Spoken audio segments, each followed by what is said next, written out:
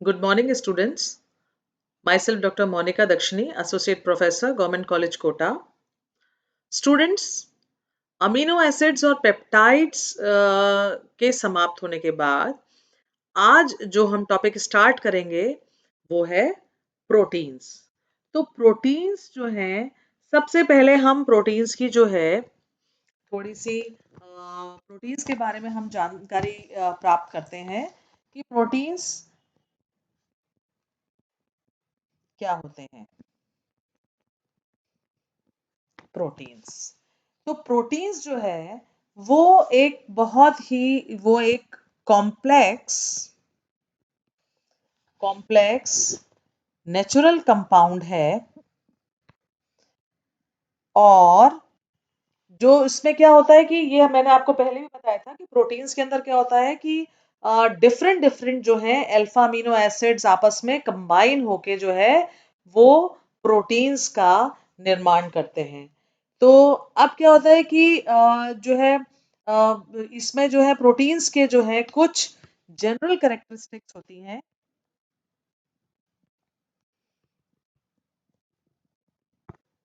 General characteristics proteins की क्या होती हैं? सबसे पहली चीज है कि प्रोटीन्स जो है ये हाई मॉलिक्यूलर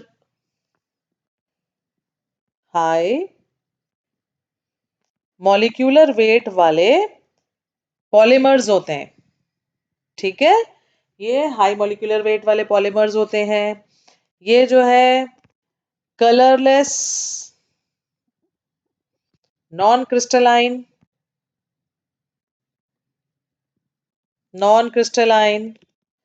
होते हैं।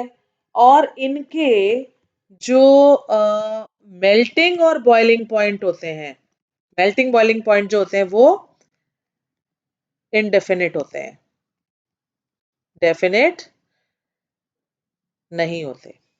ठीक है। और इनमें जैसे कुछ प्रोटीन्स हैं, जैसे जैसे हम कह रहे हैं ना कि भाई ये नॉन क्रिस्टलाइन होते हैं, तो इनमें सारे जो हैं वो नॉन क्रिस्टलाइन नहीं होते। जैसे इंसुलिन है, इंसुलिन जो है वो क्रिस्टलाइन होता है। तो इंसुलिन जो है वो क्रिस्टलाइन होता है। और इसके अलावा ये जो है ज्यादातर प्रोटीन्स जो हैं वो इनसॉल्युबल इन वाटर, अल्कोहल और ईथर, इनमें जो है इनसॉल्युबल होते हैं। कुछ प्रोटीन्स जो हैं जो है एसिड और बेसिस के डाइल्यूट सॉल्यूशन में सॉल्युबल होते हैं।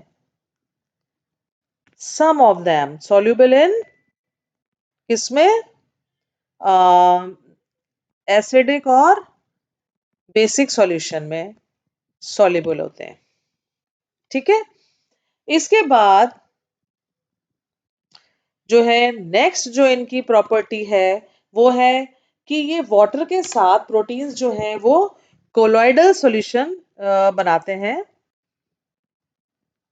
कोलॉइडल सॉल्यूशन किसके साथ, वाटर के साथ कोलॉइडल सॉल्यूशन आते हैं। फिर ये कोलॉइडल कोलॉइडल जो मॉलिक्यूल होते हैं इसको जो है इसको जब हम फिल्टर पेपर में से प्रवाहित करते हैं तो क्या होता है कि ये जो हाफ परमेबल जो मेम्ब्रेन होती है उसमें से प्रवाहित नहीं हो पाते हैं। प्रोटीन्स जो है ये फ्री एसिडिक तथा बेसिक, इसमें एक फ्री एसिडिक और बेसिक ग्रुप होता है और ये हमें पता ही है। इसके बाद प्रोटीन्स जो है, प्रोटीन के अणु जो हैं वो एम्फोटेरिक होते हैं, एम्फोटेरिक होते हैं, उभयधर्मी होते हैं। ठीक है। इनका जो है इनके डेफिनेट आइसोइलेक्ट्रिक पॉइंट होते हैं। इनका जो पीआई होता है वो कैसा होता है, डेफिनेट होता है। और इस पर जो है जो इनका आइसोइलेक्ट्रिक पॉइंट है उस पर प्रोटीन की सॉल्युबिलिटी बहुत ही ये कम शो करते हैं। प्रोटीन्स जो है ये अमीनो एसिड्स के से मिलकर बने हुए होते हैं, तो ये कैसे होते हैं, लेवोरोटेटरी होते हैं। ठीक है। अम,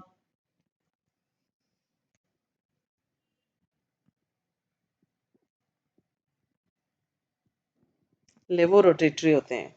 ठीक है, इसके बाद जो है इनकी एक प्रॉपर्टी है ऑक्सीडेशन की, कि क्या होता है कि जब प्रोटीन्स जो हैं इनको हम ये बर्न होने पर या सड़ने गलने पर उनका जो है ऑक्सीडेशन हो जाता है।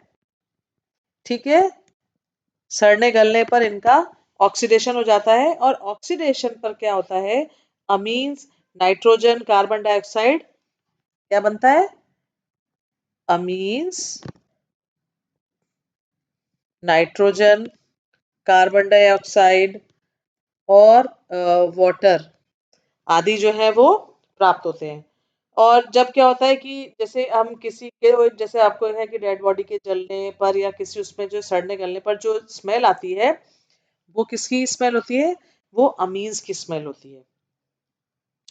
अब क्या है कि जब आइसोइलेक्ट्रिक पॉइंट से कम पीएच पर प्रोटीन्स जो हैं, जैसे मान लीजिए आइसोइलेक्ट्रिक पॉइंट है, उससे कम पीएच पर क्या होता है, प्रोटीन्स पॉजिटिव आयन के समान तथा हायर पीएच की तरफ, ये तो क्या हो गया, ये लोअर पीएच की तरफ, और ये जो है ये हायर पीएच की तरफ क्या होता है, ये तो पॉजिटिव आयन की तरह से, और हायर पीएच की तरफ ये कैसे, ये नेगेटिव आयन की तरह से बिहेव करता है। तो ये जो है स्टूडेंट्स कुछ जो है प्रोटीन्स की कैरेक्टरिस्टिक्स हैं। अब क्या होता है कि जो प्रोटीन्स का के बारे में हम इनके डीनेचुरेशन के बारे में बात करेंगे, डीनेचुरेशन ऑफ प्रोटीन्स। तो यानी प्रोटीन्स का डीनेचुरेशन मतलब विकृतीकरण, जो उसमें विकृति आती है।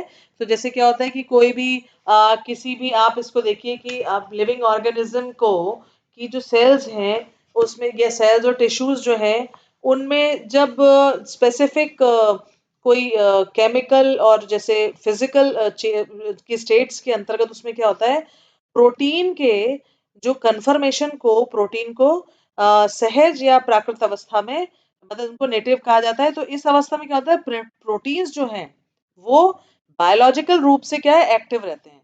अब प्रोटीन्स के क्या है कि सेकेंडरी, टर्शरी है ना, और क्वाटरनरी संरचना जो होती है वो उनको सिक्योर करने के लिए ये जो है ये उत्तरदायी होते हैं।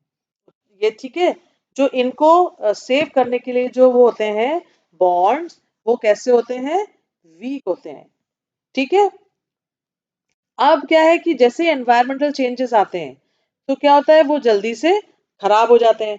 जो इनके जो सेकेंडरी, टर्शरी और जो क्वाटरनरी स्ट्रक्चर्स होते हैं, इनको बनाए रखने के लिए जो केमिकल बॉन्ड्स जो होते हैं वो कैसे होते हैं, वीक होते हैं। तो वो क्या होता है कि जरा सा भी जो एनवायरमेंटल चेंजेस होते हैं तो उससे वो क्या होता है, तुरंत ही वो खराब हो जाते हैं, और मतलब या टूट जाते हैं, ब्रेक हो जाते हैं। तो इससे क्या होता है, उनकी जो जो बायोलॉजिकल रिएक्टिविटी जो है, जैविक क्रियाशीलता जो है उसमें कमी आ जाती है, और उससे क्या होता है, उनका डीनेचुरेशन हो जाता है। तो अब क्या होता है कि डीनेचुरेशन के जो हैं वो कॉजेस जो है कई हैं, जो डीनेचुरेशन के कई कारण हैं। उनमें से क्या है कि यहाँ पर हम कुछ जो है कारणों को हम यहाँ पर डिस्कस करेंगे। तो उसमें से पहला एक कारण जो है कि ऑन हीटिंग, हीट करने पर क्या होता है कि जैसे मान लो आपने देखा होगा कि आपने एग देखा होगा, बहुत ही कॉमन एग्जांपल है। तो एग को क्या होता है कि जब हम उसको गर्म करते हैं तो क्या होता है, कोई कोएगुलेट होके, और आपको दिखता है कि भी वो उसका डीनेचुरेशन हो जाता है वहां पे। तो ठीक है, इस तरह से बैक्टीरिया के प्रोटीन्स भी गर्म होने पर जो है वो कोएगुलेट हो जाते हैं।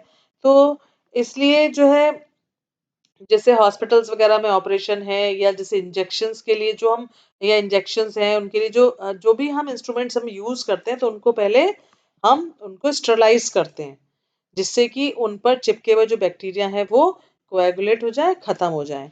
तो एक तो हीट करने पर जो है ये जो कॉजेज हैं, एक तो हीट करने पर डीनेचुरेशन हो जाता है प्रोटीन्स के अंदर। दूसरा कारण है फ्रॉम रेडिएशंस। रेडिएशंस के द्वारा भी क्या होता है कि जब रेडिएशंस के द्वारा भी प्रोटीन्स का जो है वो कोएगुलेशन हो जाता है। तो ये मेथड जो है, जैसे कैंसर ट्रीटमेंट में प्रोटीन के कोएगुलेशन कोएगुलेट करके, और जो है मतलब ये प्रोसेस जो है उसमें भी काम में आता है। थर्ड मेथड जो है वो है बाय ऑर्गेनिक सॉल्वेंट्स। तो ऑर्गेनिक सॉल्वेंट से क्या होता है कि जैसे अल्कोहल है, एसीटोन्स है, इनके द्वारा भी जो है ज्यादातर जो प्रोटीन्स हैं वो कोएगुलेट हो जाते हैं। तो इसी कारण से जैसे कोई भी आपका जो कोई घाव है या कुछ है, तो ड्रेसिंग करते समय हम क्या करते हैं, स्प्रिट को यूज करते हैं। आपने नोट किया होगा कि सबसे पहले किसी भी वोंड को हम स्प्रिट से साफ करते हैं, तो उसके पीछे रीजन यही होता है कि वो जो है उसके कोएगुलेट हो जाता है। तो ऑर्गेनिक सॉल्वेंट्स की ऑर्गेनिक सॉल्वेंट्स भी जो है उनके डीनेचुरेशन के लिए रिस्पॉन्सिबल होते हैं। फिर फोर्थ पॉइंट है कि by mineral acids. Mineral acids क्या, जैसे HCl है, H2SO4 है, HCl, H2SO4, HNO3, ये सब जो मिनरल एसिड्स हैं, ये भी इनसे भी जो है प्रोटीन जो है वो प्रेसिपिटेट आउट हो जाते हैं। तो इसलिए जो है कई बार जैसे आप देखते हैं कि यूरिन में जो एल्ब्यूमिन की जो प्रेजेंस होती है, जब आप यूरिन यूरिन टेस्ट जैसे होता है मेडिकल्स में, तो उसमें जो है कि एल्ब्यूमिन की जो प्रेजेंस होती है वो कंसंट्रेटेड HNO3 के साथ जो है हम उसको ज्ञात कर सकते हैं। वो कोएगुलेट होके और जो है हमें मतलब या वो प्रेसिपिटेट आउट हो जाता है उससे, और उसके साथ जो है हमें पता पड़ जाता है कि भाई इसमें जो है एल्ब्यूमिन प्रेजेंट है। ठीक है। इसके बाद जो है अ, जो हैवी मेटल्स हैं, हैवी मेटल्स, ठीक है, तो हैवी मेटल्स जो है उनके, या फिर मिनरल एसिड्स जो हैं, जैसे HgCl2 HgNO3 जो है ना, ये भी प्रोटीन को प्रेसिपिटेट आउट कर देते हैं। तो इसलिए ये क्या होता है कि इसलिए जो मेटल्स होते हैं या जो मेटल के सॉल्ट्स होते हैं, वो जो है एक पॉइजन का काम करते हैं बॉडी के लिए। ठीक है। तो ये जो है कुछ मेथड्स जो है, ये कुछ चीजें जो आपको अभी बताई, ये कुछ कॉजेज हैं जो कि प्रोटीन्स के डीनेचुरेशन के लिए रिस्पॉन्सिबल होते हैं। अब क्या है कि इसकी जो है डीनेचुरेशन जो हमने प्रोसेस बोला, एक तरह से तो हम कह रहे हैं कि ये प्रोटीन को ये विकृत कर देता है, लेकिन इसकी जो है सिग्निफिकेंस क्या है, तो सिग्निफिकेंस भी हमने अभी ऊपर कुछ कुछ चीजों में हमने डिस्कस की। सिग्निफिकेंस भी सिग्निफिकेंस डिस्कस की, तो सिग्निफिकेंस में हमने देखा कि प्रोटीन का जो ये डीनेचुरेशन का जो जो प्रॉपर्टी है, उसको हम उसका जो है क्लिनिकल उसमें जो है, यानी कि मेडिकल साइंसेस में उसका जो है काफी इस्तेमाल होता है। जैसे ग्लूकोज, यूरिक एसिड तथा मेडिसिन वगैरह में जो छोटे जो मॉलिक्यूल्स होते हैं, उनकी उनकी जो टेस्ट करने के लिए उनका जो एनालाइज किए जाने वाले, जैसे ब्लड है या सीरम है, इनके जो सैंपल्स होते हैं, तो उनको पहले कुछ स्पेसिफिक एसिड्स के साथ हम उनको रिएक्ट कराते हैं, और फिर उसके बाद क्या होता है कि फिर तो उससे वो प्रोटीन प्रेसिपिटेट आउट हो जाता है। जैसे कि मैंने आपको पहले बताया कि यूरिन में जो है एल्ब्यूमिन की जो प्रेजेंस है, उसको हम इस तरीके से हम आइडेंटिफाई कर सकते हैं या एनालाइज कर सकते हैं। तो उसके बाद फिर क्या होता है कि जिस प्रेसिपिटेशन जब हो जाता है किसी भी एसिड के साथ, जब हम उसको रिएक्ट करते हैं, तो वो पहले प्रेसिपिटेट आउट होता है, फिर उसको हम सेंट्रीफ्यूज करके हम उसको हटा देते हैं। तो नेचुरली वो एक अलग हो जाता है, और फिर जो हमें लास्ट में जो है वो एक प्रोटीन रहित हमें लिक्विड हमें प्राप्त हो जाता है। तो इसके जो है इसकी सिग्निफिकेंस भी बहुत है।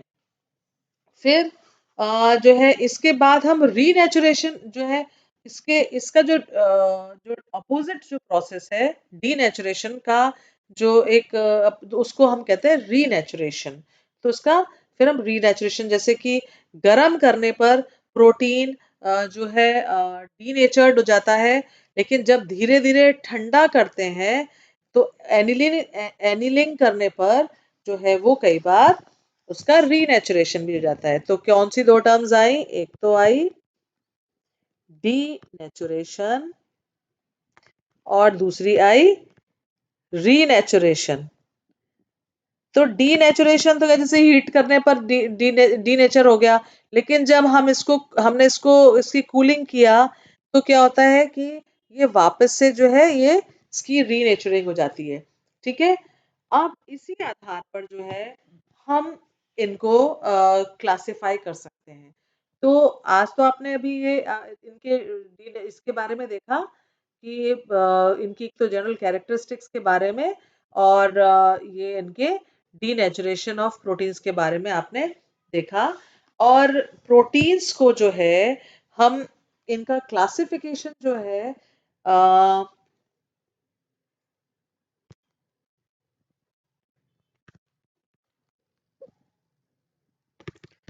इनको हम तीन उसमें क्लासिफाई कर सकते हैं।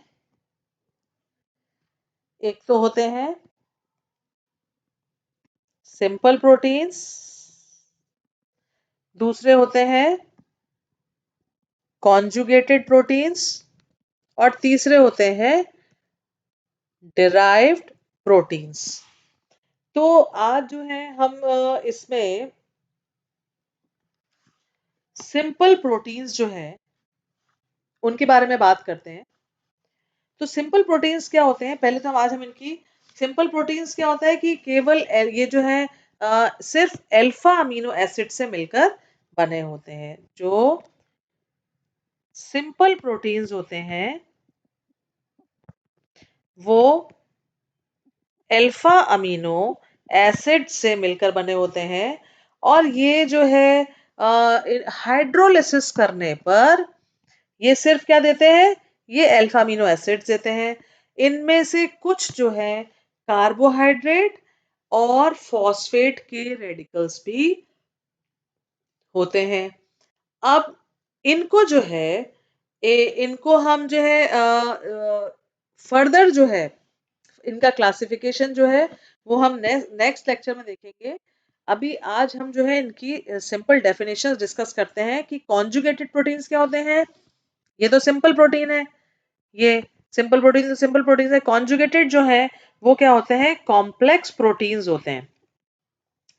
कॉम्प्लेक्स प्रोटीन्स होते हैं और इनके अणु जो है वो जो है कुछ अन्य नॉन प्रोटीन यौगिकों के साथ जो है कंबाइन करते हैं, और जो नॉन प्रोटीन पार्ट को जो है प्रोस्थेटिक, इनमें जो नॉन प्रोटीन पार्ट जो होता है क्या करते हैं ये कि कॉम्प्लेक्स जो कॉन्जुगेटेड प्रोटीन्स जो है वो कॉम्प्लेक्स प्रोटीन्स होते हैं, और ये क्या करते हैं कि कुछ नॉन प्रोटीन्स के साथ जो है ये कंबाइन करते हैं।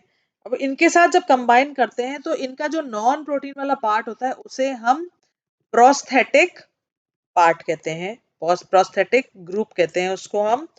और प्रोटीन का जब हम हाइड्रोलिसिस करते हैं इसका इसका हाइड्रोलिसिस करने पर क्या होता है कि हाइड्रोलिसिस करने पर क्या करते हैं, क्या होता है कि जो प्रोस्थेटिक ग्रुप जो है वो सेपरेट आउट हो जाता है, वो अलग हो जाता है प्रोस्थेटिक ग्रुप। तो इस तरह से हम प्रोस्थेटिक ग्रुप को अलग कर सकते हैं। इसका भी फिर फर्दर हम क्लासिफिकेशन करते हैं, लेकिन आज जो है हम अभी इनकी सिंपल डेफिनेशंस के बारे में बात कर रहे हैं।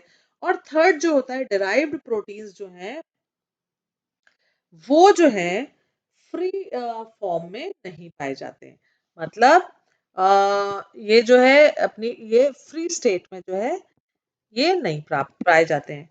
तो इनमें क्या होता है कि जो इनमें ये जो है नेचुरल प्रोटीन्स के इनका जो क्या होता है कि जब हम पार्शियल हाइड्रोलिसिस करते हैं तो उसके फलस्वरूप ये हमें प्राप्त होते हैं।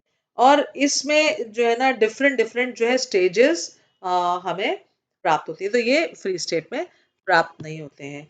तो स्टूडेंट्स आज हमने जो डिस्कस किया उसमें आपने देखा कि ये जो है इनके क्लासिफिकेशन, बेसिक क्लासिफिकेशन हमने देखा कि proteins, simple proteins, conjugated proteins और डेराइव्ड प्रोटीन्स, ये 3 प्रकार के ये प्रोटीन्स होते हैं।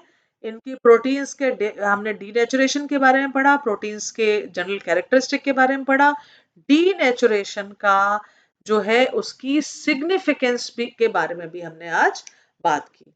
तो ये जो है बहुत ही प्रोटीन का हमने आज बहुत ही बेसिक पार्ट जो हमने डिस्कस किया। तो आई होप स्टूडेंट्स ये आपको जो है अच्छा लगा होगा। Thank you very much.